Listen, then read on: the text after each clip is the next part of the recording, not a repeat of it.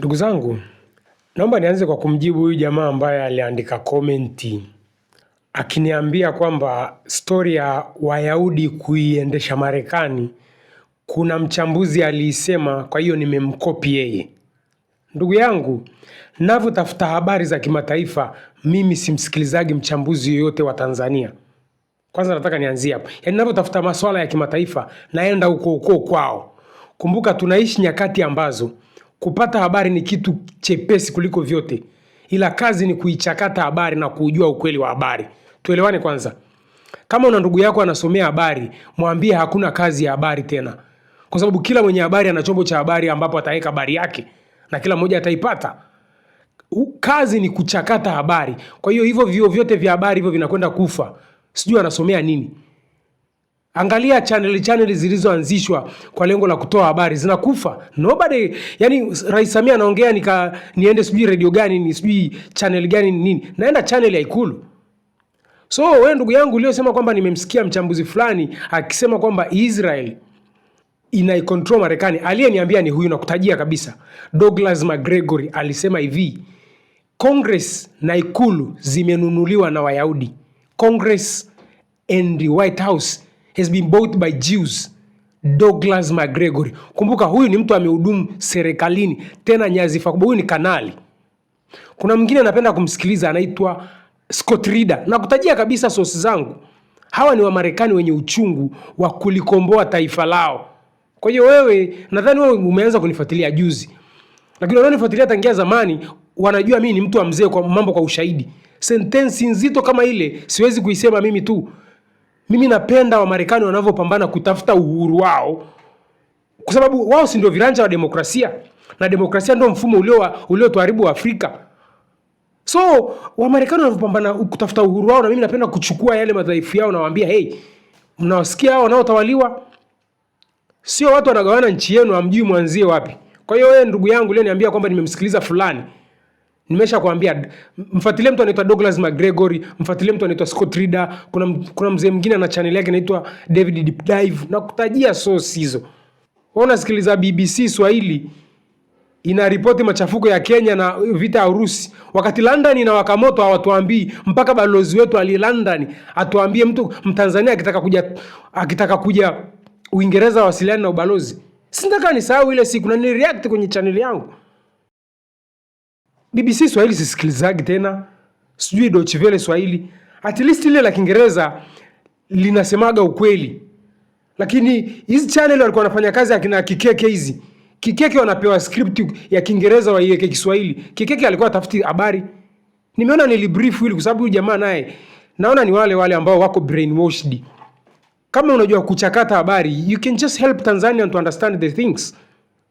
Hizi sio nyakati za kutafuta habari. Hizi ni nyakati za kuchakata habari. Ndugu zangu, dunia inakwenda kasi. Kama una ndugu yako pia anafanya kazi Shell, robots zinakuja kukaa Shell huko. Usifanye vita na teknolojia. Jitahidi ujiadjust na teknolojia. Nimeona niliaddress maana huyu kidogo ameniprovoke kuniambia kwamba nikiwa natafuta habari za kimataifa na wasikiliza wachambuzi wa Kitanzania. Na turudi niwasaidie pia watu. Siku hizi hakuna redio ya kukupa habari. Redio zimekuwa ni vituo vya kutengeneza maudhui. Zamani redio zilikuwa ni sehemu ya kukupa habari. Siku hizi hakuna. Radio stations zimegeuka kuwa content creation center, kwa hoji watu. That's the content creation. Dunia inabadilika, na zisipokuwa content creation center zitafanya nini? Habari you can collect news, yani hey, tuwasaidie wasiojua, but I better say this. Lakini na hizo radio zisipotoka kwende kutoa habari na kuhamia kwenye kuwa content creation zitakufa. Ni radio ngapi zimekufa? Hamjui Haya, usifanye vita na teknolojia. Twende duniani sasa. Ni kitu gani kinaendelea? Raia ya Marekani bana ni nchi ya ngonjera. Na unajua sehemu yote penye ngonjera maendeleo ni ngumu sana. Sasa CNN wamekuja na hii hoja. Kimsingi ilikuwa ni kitu ambacho hata mimi najua kilikuwa kinaendelea. kwamba Iran wanasafisha zile njia zao za makombora ambazo Wamarekani walizifikia na yale makombora walikuwa wanayapiga. Hakuna kilichoharibiwa kwenye military capability ya Iran. Yaani ili vita ya siku 40 Iran bado yuko vizuri. Mara kwanza alikwambia tumeshaharibu kila kitu. Trump jana alikuwa anahojiwa Fox News, anajisifia mwanzo mwisho, they got no navy, they got no air defense, hawana hichi. Aliomba ceasefire ni nani? Hasa mtu aliyebaki kwa akili atakwambia aliomba ceasefire ni Iran. Kuna siku Marekani ameanzisha vita na mtu anayemweza afu akaomba naye ceasefire? Marekani akianzisha vita na mtu ambaye anamweza, wanapigana mpaka anabadilisha uongozi. Utaniambia nchi gani? Libya alifanya nini? Kwa Saddam Hussein alifanya nini? Yaani unataka kuamini kwamba ceasefire ameomba Marekani? Mna kazi sana nyie, sijui ndio Gen Z, sijui ndio millennial, mliobaki kwa akili zenu na hizo western media. Kwa hiyo Iran wanasafisha njia za kutega makombora yao vizuri. Kama vita inaendelea, iendelee vizuri. Na usisahau China is supplying some stuff. China ana supply vitu. Hiyo iko wazi. Hasa China anafanya wapi test silaha zake? China anazalisha silaha lakini hajapata uwanja wa kujaribishia silaha zake. Kwa hiyo picha za satellite zinaonyesha mabuldoza yakisafisha njia za ile milango ya mapango ya ambako ndiko Mizo cities wanasema hii miji ya makombora ambayo Wamarekani walifukia na vikombora vyao. Na Wamarekani wenyewe wanadai kwamba hata bank buster haiwezi kufika kwenye Mizo City. Yaani ile kombora ambalo linavunja miamba haliwezi kufika kule silaha zilikohifadhiwa. Kwanza wenyewe hawana uhakika haya mapango ni makubwa kiasi gani, yani from the surface to the interior ni kuna umbali gani. Wengine wanasema ni mita 500. Sio mimi wenyewe, yani wanakinzana wenyewe kwa wenyewe. Lakini kwa kifupi, hakuna silaha ya kupasua miamba na kufikia zile silaha zilikofichwa. Hiyo silaha haipo. Utatengeneza bomu la ukubwa kiasi gani na utalibeba kwenye nini kwenda kulidondosha kwenye hizo Mizo cities? Ndio swali la kujiuliza. Hakuna kitu kizuri kama kujitambua, hakuna kitu kizuri kama kutambua mazingira yenu na mkayatawala. Tumalize hoja hivyo. So, Iran military asset bado ziko vizuri. Na sio nasema mimi, unaonifuatilia wanakumbuka nimeshawekea mambo kwa ushahidi. Israel wameshakiri, Marekani wameshakiri kwamba mfumo wa silaha za Iran bado uko vile vile. Wengine wanasema kilichotumika ni 1/3. Basically wanakinzana wenyewe kwa wenyewe. Kwa nini? Turudi nyuma kidogo. Vita ilivyoanza, Iran alikuwa anarusha nyingi sana. Baadaye aka slow down, wakasema tumeshamaliza launcher zote. Wa Iran wakasema tulikuwa tunasafisha store ya silaha za zamani. Sasa zinakuja zile deadly.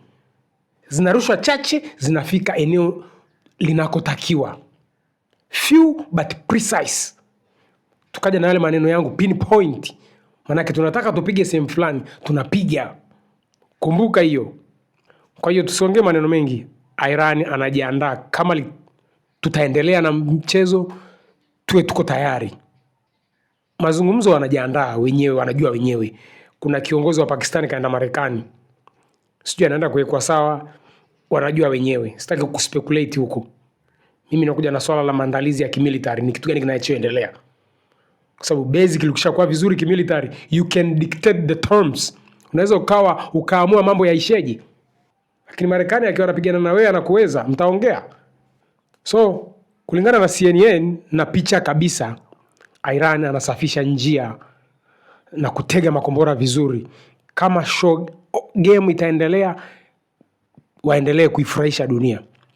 Kwingineko bana, Putin naye anapasha kiporo chake na kukitafuna taratibu.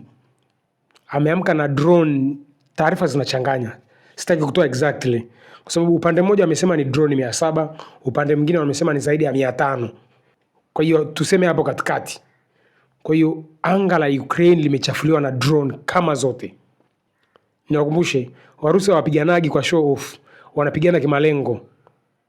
Malengo ya Warusi nini? Kujikatia shamba. Kumbuka vita ya Ukraine na Urusi, Marekani ameshajitoa. Siku nyingi tu Trump anakuambia we are selling the weapon to NATO and NATO are giving to Ukraine. We make a lot of money. Kumbuka hizo stories za Trump. Kumbuka Trump na NATO hazivi pia. Kwa unganisha dot. Kwa hiyo vita ya Ukraine na Urusi ni mzigo wa European Union, Umoja wa Ulaya. Je, wataweza? Wakati Putin mwenyewe ashawaambia kama mnaniweza tupigane sasa hivi. Right now alitumia hilo neno, nililipenda sana. Hizi ni zama ambazo kuipata habari ni kazi rahisi sana. Kazi ni kuichakata habari na kujua ukweli wa habari. Kama uko kwenye hizo journalism sijui center hizo, mnasomea habari, wacha kusomea kutangaza, somea kuchakata habari. Kutangaza hata ma AI sasa hivi yanatangaza. Si unaandika tu script unalipa AI linasoma. Somea kuchakata habari, uambie watu ukweli. So naambiwa maendeleo tutawaletea kwa kubadilisha vyama vya siasa. Nchi ipi iliendelea kwa kubadilisha vyama? CCM imeshikilia mali zetu. Tuinyang'anye kwanza CCM mali zetu. Alafu tuwaache na Chadema wapigane. Kwa sababu CCM ameshika trigger ya bunduki, ametuelekeza sisi wananchi. Unapiganaje naye? Tumnyang'anye kwanza CCM bunduki. Akisha tupa bunduki, tumwache apigane na Chadema. Wote wanakuwa wako, they are defenseless. Hana silaha yoyote tena ya kujilinda. Ndio wanaweza wakapigana na Chadema. Sasa mwingine anakuja kukwambia wewe mjinga kweli wewe. Basically najua mmelogwa. Kuna watu mpaka ni wasomi lakini wamelogwa akili zao. Sisi wana control nchi kwa sababu kupitia katiba ambayo Mwinyi alirekebisha.